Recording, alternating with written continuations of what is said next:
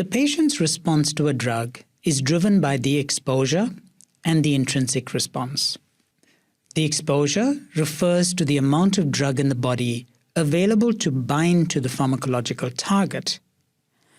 The intrinsic response is what happens once the drug interacts with its targets. The fundamental principle of pharmacotherapy is getting and maintaining drug exposure to its targets in sufficient quantity to elicit and maintain a clinically beneficial response. The extent and duration of exposure of a drug is determined by its pharmacokinetics. Pharmacokinetics, or PK, describes what the body does to a drug. The extent and duration of response that occurs for a given drug exposure level is determined by a drug's pharmacodynamics.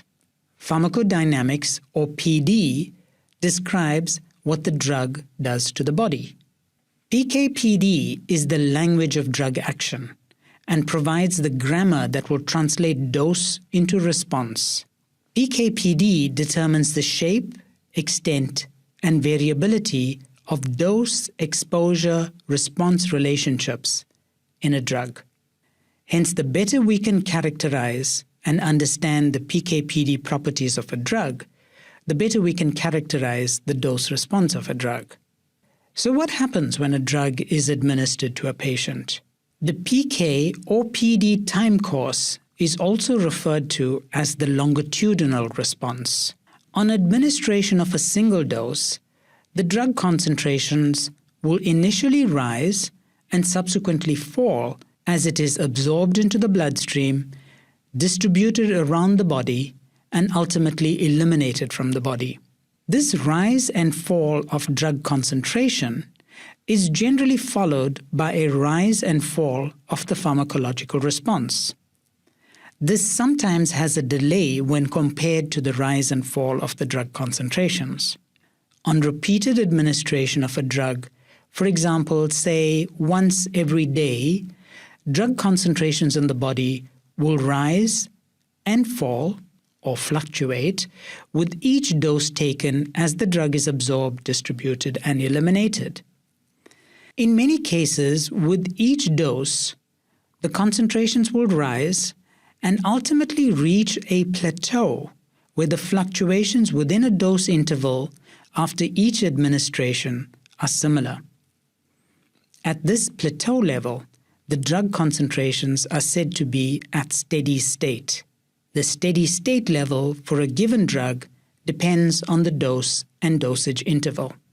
The increasing concentrations at each dose level will lead to a corresponding increase in response until it also reaches a steady state response. This response, measured over time, is called the longitudinal response.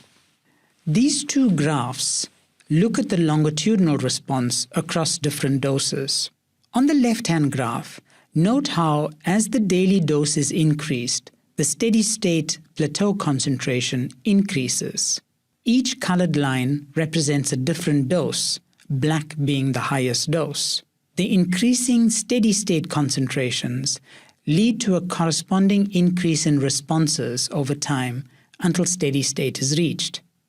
Although the therapeutic effect may manifest itself at discrete intervals, it is sometimes possible to capture the underlying pharmacological response using a biomarker.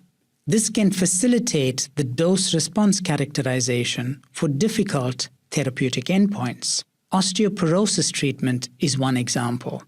Telopeptide suppression, or a change in bone mineral density, may be used as biomarkers for drug action in osteoporosis. Both of these biomarkers can be measured as they change over time with each dose level and provide a measure of relative drug action. However, the clinical endpoint of interest in osteoporosis efficacy trials is usually fracture rate in patients. This endpoint can only be measured when new fractures occur, and drug efficacy is assessed as the number of fractures in the treated group relative to the placebo or the comparator treatment group. Although the fracture rate endpoint is ultimately what one is interested in, it is not very sensitive for the purpose of differentiating doses. In such cases, relevant biomarkers, which can be more easily measured, may be used to select doses which may ultimately be tested in later clinical trials with the clinical outcome of interest.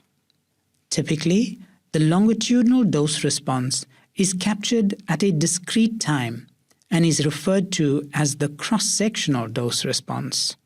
The typical depiction of the dose-response curve is thus a snapshot summary of a continuous ongoing process. Reducing a longitudinal dose-response curve to a cross-sectional dose-response curve is sometimes necessary and often convenient, but it represents a loss of information because the response is only being measured at one time point. This loss of information may be significant when the day-to-day within-patient variability is large relative to the between-patient variability. In such cases, a longitudinal assessment of dose response may be more efficient than the conventional cross-sectional analysis, which only considers the response on a single day. This gain in efficiency may significantly decrease the necessary sample size of dose-ranging studies. Increasing the size of repeated doses leads to increasing concentration at steady state, or CSS. Typically, these increases are linear. With each doubling of the dose, there is a twofold increase in CSS. Increasing CSS leads to increasing longitudinal responses. Typically, these increases are nonlinear. Beyond a certain point, further increases in CSS do not cause further increases in the response. This is seen in the second graph, whereby the responses become closer with increasing doses and eventually reach a maximum level which cannot be increased with further dose increases. A cross-sectional cut of the longitudinal response gives the typical dose response, where the plateau at the top reflects the typical nonlinear nature of most dose-response relationships. Beyond a certain point, further increases in dose do not lead to a further increase in the response. Typically, dose-response relationships are hyperbolic. With increasing doses, the response increases until a plateau is reached, beyond which no further increase is observed by increasing the dose.